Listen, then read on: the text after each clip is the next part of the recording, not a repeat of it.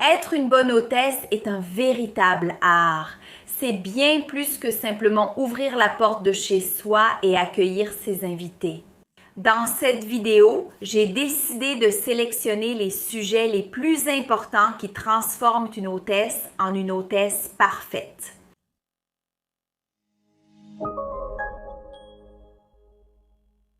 Bonjour, je suis Juliana Santiago, consultante en étiquette et cofondatrice de l'Institut d'étiquette et de protocole Bienvenue sur la chaîne Étiquette et Protocole. Et aujourd'hui, je vais partager avec vous quelques pratiques qui vont faire de vous une hôtesse inoubliable pour vos invités. On a l'idée que recevoir chez soi est quelque chose de très simple. Et en fait, vous invitez des gens chez vous, vous leur servez à manger, vous lisez pour eux. Mais il existe certains facteurs qui font que vos réceptions deviennent des moments mémorables pour vos invités. Vous entrez alors dans cette catégorie d'hôtesse parfaite. Et ce sont des détails qui peuvent même sembler simples. Mais si on arrive à ajuster le processus d'accueil à la maison, cela devient beaucoup plus agréable pour votre invité et aussi pour vous. Parce que beaucoup de personnes, je ne sais pas si c'est votre cas aussi, certaines personnes ont un peu la flemme de recevoir chez elles parce qu'elles pensent que c'est beaucoup de travail, mais je peux vous dire en tant que personne qui adore recevoir à la maison et qui a déjà formé plusieurs personnes qui aiment aussi recevoir. Vous devez avoir un processus et faire attention à certains détails que je vais vous présenter aujourd'hui. Et si vous ajustez tout cela, tout le processus de recevoir chez vous deviendra beaucoup plus simple pour vous. Et alors, votre réception deviendra une réception parfaite et vous, une hôtesse inoubliable. Premier point, la planification, c'est tout, n'est-ce pas? Si vous voulez bien recevoir vos invités, vous devez vous organiser. Donc, il est intéressant d'avoir une liste des invités, des personnes qui seront présentes également. Vous devez avoir un endroit approprié pour ce nombre de personnes. Vous devez vous organiser en ce qui concerne la préparation. Donc, à quelle heure vous allez faire les courses, à quelle heure vous allez décorer la table, tout cela doit être inclus dans votre planification. De plus, il faut aussi organiser le menu qui sera servi, quelles seront les options d'entrée, par exemple, que vous allez proposer. Quel sera le style de votre réception? Une réception plus formelle ou plus informelle? Toute cette idée de planification de votre réception, même avant d'inviter les gens, va beaucoup vous aider. Pour une réception plus efficace, vous pourrez tout organiser plus simplement, sachant chaque jour ce qui doit être fait. Ainsi, vous n'accumulerez pas trop de tâches et votre invité verra que tout a été préparé. Vous voyez? Quand on va chez quelqu'un et qu'on remarque que la personne a soigné la décoration, a préparé une belle table, a mis un parfum d'ambiance dans la salle de bain, tout cela, elle n'a pu le faire que parce qu'elle a réussi à mieux s'organiser et à préparer la réception avec plus de tranquillité. Et le calme et la planification vont de pair et vont beaucoup vous aider dans ce sens. Le deuxième point, ce sont les détails. Recevoir chez soi, comme je l'ai dit, c'est simple. Préparez un plat ou faites un barbecue pour vos invités et tout va bien. Il y a une différence entre une hôtesse qui accueille les gens et une qui s'accueille elle-même. Attentive aux détails, alors quels sont les détails auxquels vous pouvez prêter attention pour vraiment surprendre vos invités? Premier point, une table dressée. Donc, si vous arrivez à créer une atmosphère en dressant une table, cela rendra déjà l'ambiance un peu plus spéciale. Parfois, on peut mettre une jolie serviette, un rond de serviette fleurie, tout cela pour créer une belle ambiance. Un autre détail aussi, c'est de prendre soin des toilettes, mettre un parfum d'ambiance, une bougie allumée pour transmettre cette sensation agréable dans votre maison. Par exemple, un détail très simple qui peut être fait lors de n'importe quelle réception, une glacière avec des boissons pour que l'invité puisse se servir. Apportez des fleurs, surtout des fleurs naturelles, car elles rendent n'importe quel environnement plus joyeux. Donc, peu importe la réception que vous allez organiser, que ce soit une réception plus intime ou même un événement plus informel pour beaucoup de personnes, comme un barbecue, il existe en effet des façons d'ajouter des détails pour surprendre vos invités. Il est toujours possible de rendre l'environnement plus beau. Le troisième point serait le timing parfait, c'est-à-dire le moment idéal pour que chaque chose se passe pendant votre événement. Vous savez, quand on va chez quelqu'un et qu'on remarque qu'au moment précis, la personne a servi les entrées, ensuite, on constate déjà de l'agitation pour servir le plat principal ou lors d'un événement informel comme un cocktail. Il y a d'abord eu les amuse-bouches froids, puis viennent les amuse-bouches frits. Ensuite, la personne sert un plat chaud, puis vient le moment des félicitations. Dans le cas d'une fête, par exemple, cela se passe ainsi pour que l'invité ait des nouveautés à chaque instant et aussi pour que nous puissions organiser une réception parfaite. Imaginez arriver à un événement où l'on vous sert directement le plat chaud, sans amuse-bouche ni option froide, ce qui n'a pas vraiment de sens. Tout cela contribue à créer un timing parfait et à structurer votre événement. Dans le cas d'un événement à la maison, par exemple, où vous allez servir, par exemple, quelques amuse-gueules à vos amis, suivis d'un plat principal, puis d'un dessert, imaginez que vous mettez trop de temps entre l'entrée et le plat principal. Ce n'est pas intéressant, car vous finissez par ne pas apporter de nouveautés à vos invités. Ils peuvent finir par avoir faim, voire vouloir quitter votre maison. Il est important d'apporter toujours du nouveau à votre invité pour qu'il puisse vivre, déguster, apprécier.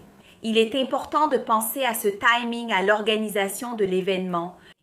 Beaucoup de personnes me demandent « Juliana, quelle est la bonne heure pour servir le plat principal? » Déjeuner prévu à 1 heure, quand servir le plat principal?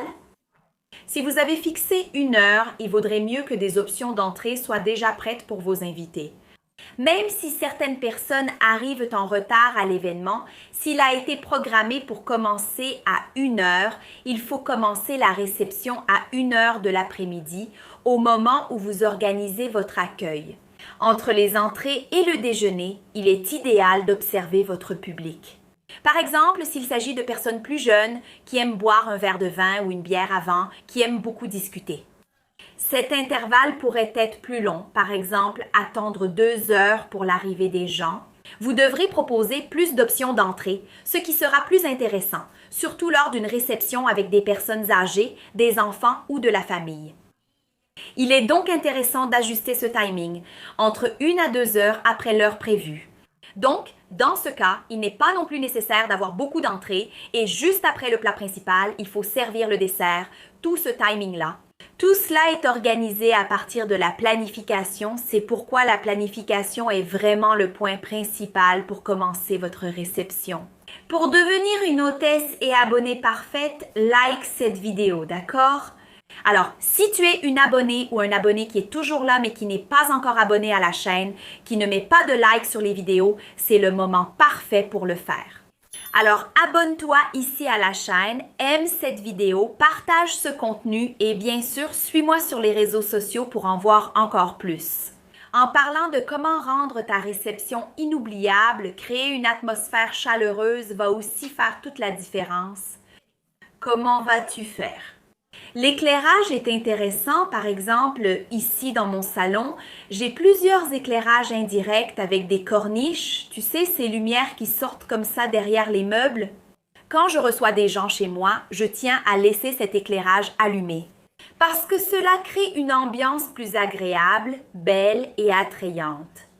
Cela met aussi mieux en valeur la décoration de ma maison et apporte également un aspect plus chaleureux. Un autre point important est de laisser des coussins à disposition des invités.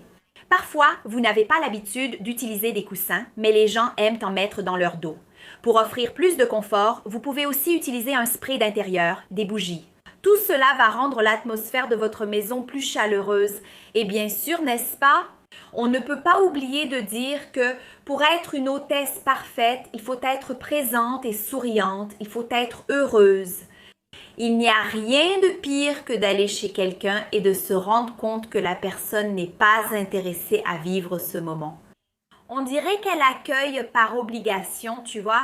Quand tu vas aussi chez quelqu'un et que la personne fait la tête et puis tu demandes ce qui s'est passé, elle dit « Ah, rien, il ne s'est rien passé, non, alors ne sois pas cette personne, tu comprends ?» Si tu as décidé d'ouvrir les portes de ta maison, si tu as décidé d'être avec d'autres personnes et d'organiser quelque chose pour quelqu'un, que ce soit pour une, deux personnes ou pour un grand groupe, tu dois être bien, tu dois être heureuse. Sois présente à ce moment-là, n'est-ce pas? Traite bien les gens et vis pleinement ce moment que tu as préparé avec tant d'affection. Si tu rencontres un problème personnel, un souci au travail ou une mauvaise journée, bien souvent, il vaut mieux même annuler ta réception que de la maintenir juste pour le principe. Alors, tu vois que tu ne vas pas bien. Ce n'était pas une bonne journée. Parfois, il s'est passé quelque chose au travail qui t'a vraiment déprimé. Parfois, tu as eu un souci à la maison. Mais les gens aussi annulent et reprogramment un autre jour. Tout va bien. C'est mieux que de recevoir en étant de mauvaise humeur, non? De ne pas être là à vivre et profiter de ce moment. Si tu veux t'améliorer dans l'art de recevoir chez toi, j'ai une invitation très spéciale à te faire parce que je vais vous offrir un cours gratuit sur l'art de recevoir chez soi. D'ailleurs, je vais parler de plusieurs autres pratiques pour devenir une hôtesse accomplie et organiser des réceptions mémorables. Si tu veux participer à ce cours qui est totalement gratuit, clique sur le lien ci-dessous. Tu seras dirigé vers un groupe WhatsApp et tu recevras toutes les informations là-bas, y compris le lien pour regarder le cours et tout ce que tu dois savoir pour ne pas manquer ce cours qui est 100% gratuit. Je serai très heureuse de t'accueillir dans mon cours. Un autre point important est aussi de comprendre comment clôturer tes réceptions. Je sais qu'ici au Brésil, les gens ont l'habitude de prolonger un peu plus et de rester plus longtemps lors des réceptions. Je ne sais pas comment sont tes invités, mais par exemple, il m'arrive très souvent d'organiser des fêtes et des événements où les gens restent un peu plus longtemps. Et moi, personnellement, j'aime beaucoup ça. Hôtesse, j'aime recevoir et discuter tard avec mes invités, profitant de ces moments. Donc, c'est intéressant que si, comme moi, tu as cette habitude d'organiser de grandes réceptions, il faut penser à ce qui va se passer à la fin de la soirée. Est-ce que ce ne serait pas intéressant, après avoir servi le dessert, après un certain temps, de servir quelque chose à tes invités? Comment vas-tu préparer la quantité de boissons non alcoolisées, peut-être une eau gazeuse que tu voudrais servir, un jus? Tout doit faire partie de ta réception et bien sûr si tu as très bien préparé le timing de ton événement. Cette fin de réception sera plus facile pour toi aussi, même pour éviter d'éventuels malaises. Et tu pourras terminer la réception comme tu le souhaites et au moment que tu désires.